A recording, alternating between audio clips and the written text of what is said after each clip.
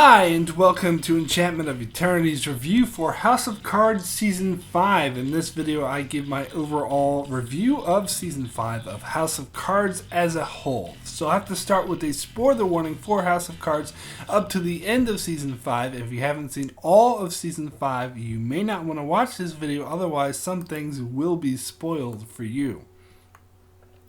So my overall feelings on Season 5 is that this season actually wasn't that bad. In fact, I'd probably go as far as to say this was better than the two previous seasons. Because unlike the two previous seasons, which had its great parts and had its not so great parts, Season 5 was more consistently good than the two previous seasons and managed to remain interesting and engaging throughout its entire season's run.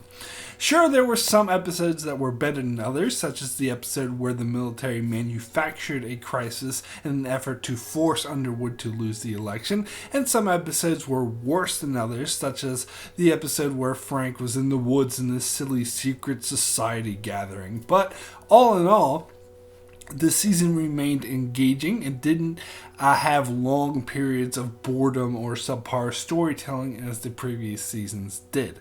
However, the main issue with Season 5 is that although it managed to remain engaging, it was basically repeating the same plot points that the show has already done multiple times.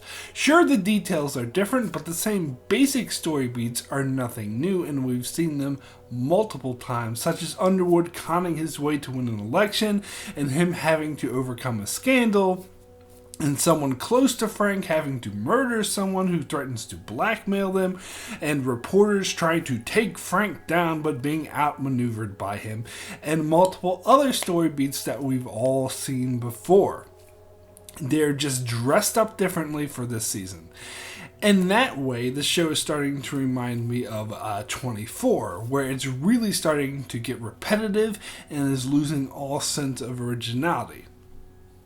I do think that it is time for the show to end and that they should have made this season the last one. Although it's still possible it will be the last season as it is yet to be renewed, and the showrunners have stated that the end of the season could serve as a possible ending to the entire series, it's still not as definitive as I would have cared for. That being said, if the show were to end here, I wouldn't be upset by it, as I do think it needs to end as it's getting repetitive. But if it does get another season, the showrunners would be extremely wise to wrap up the show definitively rather than to try to keep it going. I was a bit disappointed because I really wanted Hammerschmidt. I just love that name, by the way. Such a badass name. Hammerschmidt. Anyway, I really wanted Hammerschmidt to take down Underwood and Doug Stamper and expose them for the murderers that they are, and we see that he does get on that right track to exposing them. However, towards the end of the season, when it was revealed that Hammerschmidt had an anonymous source, I knew that that source was Underwood himself as soon as they mentioned it. I didn't know why Underwood was doing it, but thought it was pretty obvious that it was him manipulating Hammerschmidt and that he was spinning it to his own advantage. And that really disappointed me, mainly because what I said, we've seen this all before.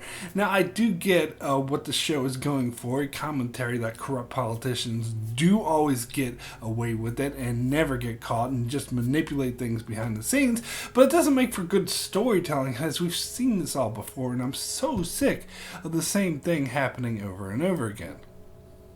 And more than that, I really wanted to see Doug Stamper go down for murder. I'm furious at him for what he did in the season 3 finale by very unnecessarily killing the innocent girl for no good goddamn reason. Frank at least had a good reason to kill Zoe Barnes, even if it was a despicable one, but man, fuck Doug. He deserves the Theon Greyjoy treatment. I wanted to just see him tortured and killed and have his skin ripped off and fuck that guy. But anyway, Frank Underwood is clearly an anti-hero, not a hero. So, like most movies and shows about an anti-hero, it needs to end with him being defeated and losing everything. And since That is not the ending that we got here. If there is another season, that's what I think that we need to see, rather than the reporters being fooled and misdirected by him, which we've seen a billion times before. What I really want to see is Hammerschmidt take him down once and for all. But speaking of Doug, I did like how they downplayed his creepy relationship with that widow of the guy that he essentially killed.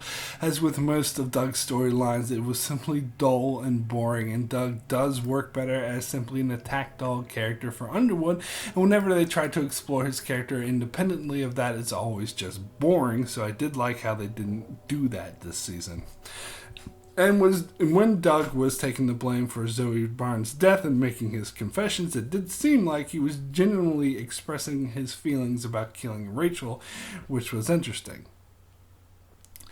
But speaking of 24, I wasn't a fan of the finale of Season 4, as I felt it was like a sudden shift in tone, as it seemed like they were trying to be like 24 and make it more of a terrorist suspense show. So I loved how Season 5 immediately recanted from that tone and avoided the whole terrorist thing and used that more as just a political ploy that Underwood used to manipulate the political situation, which is a lot closer to this show's true nature, so that's the way it should be. So I did really appreciate that. Sure, the terrorist threat would come up from time to time again throughout the season, but every time it was done to affect the political situation of Underwood trying to either gain or hold on to power, and at times it was even used by his adversaries to try to get him to lose power. So I did think that was something that the season did do right. So let's get into Claire Underwood, as this season has kept the trend that began in the third season of making her more important to the show, which I actually didn't mind this year, as I felt it was pulled off fairly well. However, the finale last year ended with Claire looking directly at the camera, so a lot of people started freaking out and going, oh my god, is Claire going to break the fourth wall the way Frank does? And the first scene of the season, I believe, was a massive fake out where Claire is speaking directly to the camera, and we're meant to believe that she's talking to the audience, but then the camera pans out to show that she's actually making a statement to the press. And there was another moment later in the season that was another fake out, and then the season ends with her actually finally breaking the fourth wall and talking to the audience, and I'm sure many people's heads exploded at that, but I do want to make one thing very crystal clear, that I personally could not care less. I think the whole thing is dumb, and while Frank breaking the fourth wall was a fun little device that worked well in the past, I don't really put that much stock into it, and I really don't give a rat's ass on whether or not Claire breaks the fourth wall or not. And one bone I had to pick with the season in particular was the whole storyline of Claire becoming the acting president when the election remained undecided. First of all, I'm not sure what sense that makes if the election was undecided to turn the administration over to the vice president. I mean, she's still in the same administration as the president, so what's really the point? And, I don't really know about the official rules in the case, so maybe this is the case, but even if it is, then Donald Bly should have been made acting president, not Claire, because Bly was the official vice president. Claire was simply Frank's running mate, and since he never won that election, she never became the vice president, so it made absolutely no sense whatsoever making her acting president. So I found this whole storyline just a contrived way to make Claire the president temporarily. As for the ending, where Claire is forced to kill Tom Yates, that stupid author guy, I actually liked this storyline and thought it played out well. If you haven't seen my previous reviews on House of Cards, then you would know that I absolutely hated this character, as he was just boring and stupid, and I couldn't care less about the affair that he was having with Claire. So throughout most of the season, I felt the same way about him as I always did, but I was so happy when Claire killed him, because he was such an annoying dumbass. He needed to die. So although I did find this storyline repetitive and just a repeat of Zoe Barnes' thing, unlike Zoe Barnes, whose murder I found despicable, I felt Tom Yates totally deserved it for being such a dumbass. So while I find Frank and Doug despicable for killing innocents, I have nothing against Claire because fuck that guy. I'm just so glad that he's off the show. And plus, I liked how this affected her character and her relationship with Frank. I thought this was really interesting to see play out on screen. And as for the big twist at the end where Claire is made president, as there was like this big conspiracy to impeach Frank in order to make her president, and Frank actually helped this along so he could go off and work in the private sector where the real power lies. This was somewhat interesting. I find it a bit hard to swallow how quickly power changes hands in this show, and I always find it hard to believe that those who supported Claire would want to see Frank impeached like that. Has not Claire is not only his vice president, but also his wife. So that would certainly damage her career beyond repair. And it seems like the much smarter thing for the Claire supporters to do would be for them to simply wait 4 years until Frank finishes his second term and then support Claire. Doing it this way is actually really, really dumb because I'm sure how in the world of this show the scandal actually won't destroy Claire's career, but in real life it would, regardless of whether or not she pardons Frank. But I did like the statement the show was making by having Frank realize the real power lied with the private sector. So if we do in fact get another season, I do think it will be interesting to see how he explores the aspects of that, where the real power lies not with politicians but with the money men. Another aspect of the season I really liked was seeing Governor Conway's side of things during the election. I felt this was handled much better than last season. It was so interesting to see his decline as a perfect rival to Frank, to somehow he was being slowly outdone by him, and we got to see how he was slowly unraveling. And I particularly liked how we focused on his campaign director, Mark Usher, who became the through line of the show as he continued on after Conway left the show, as he switched sides to Underwood, which I totally bought this transition, as it made perfect sense, because he was a smart and ruthless politician that knew exactly what needed to be done, and it made total sense that Conway pissed him off so he would purposely turn on him. I love how when Conway threatened to fire him, he was like, well, if you ever talk to me like that again, I'll destroy you. And Conway continued to talk to him like that, so he stayed true to his word and destroyed him. More than that, though, it made perfect sense that he would join forces with the Underwoods, because he would recognize that they were exactly the type of ruthless politicians that are willing to do whatever that needed to be done to stay on top, and he also recognized how good they are at playing the game. And he was played wonderfully by Campbell Scott, an actor I recognize from being the lead in such 90s films like Singles, Dying Young, and The Spanish Prisoner. I didn't quite recognize him at first because he's of course much older now, but once I saw it, I was like, oh, that's him. Explains why he's doing such a great job in that role. I also like the side storyline with Aidan McCallan as the hacker who helped Frank win the election and was then promptly thrown under the bus.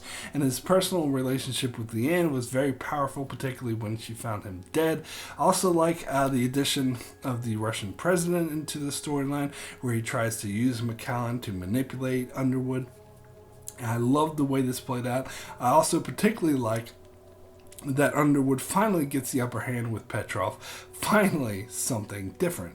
One thing that was good about the season was seeing Frank kick ass again, and this applies with the storyline of Romero, who is gunning for Underwood throughout the season, and Frank eventually gets the better of him, and this was really exciting to see. But we did also get a bunch of boring, subpar storylines, such as the storyline of Sean Jeffries, who starts off as a crony for Hammerschmidt, but then ends up working for Seth, and eventually takes Seth's place. I didn't really care for this character, and I didn't think the storyline was executed particularly well. We get the return of the reporter Kate Baldwin, who I liked in the past, but I felt this season. She was severely underused, and she didn't really serve her purpose. And more useless storylines with Tom Yates having sex with the tour guide. I'm sorry, but who fucking cares? And then there was the historian guy who ends up sleeping with Frank. I'm sorry, but I see absolutely no purpose to the storyline other than shock value, and this was just a boring character and such a colossal waste of time. So, my rating for House of Cards Season 5 out of 10 is an 8, extremely good. Not as good as the first 2 seasons, but not as bad as the last 2. In many ways, this was a return to form for the show, as for the most part, it managed to remain engaging all the way through, whereas the 2 previous seasons wavered and a bit. And this season featured the excellent acting that the show is known for, but at the same time it illustrated how tired and repetitive the show is becoming. And although the season was good, I'm convinced more than ever that the show needs to end, and would have been much better if they did end this good season with a definitive ending, regardless of whether or not the show gets renewed. So that's it for my review of House of Cards Season 5. Be sure to check out my channel as I continue to cover many other shows such as Game of Thrones, Star Trek Dark Matter, Orphan Black, and more. So be sure to subscribe so you can keep up with all of that. And thanks a lot for watching.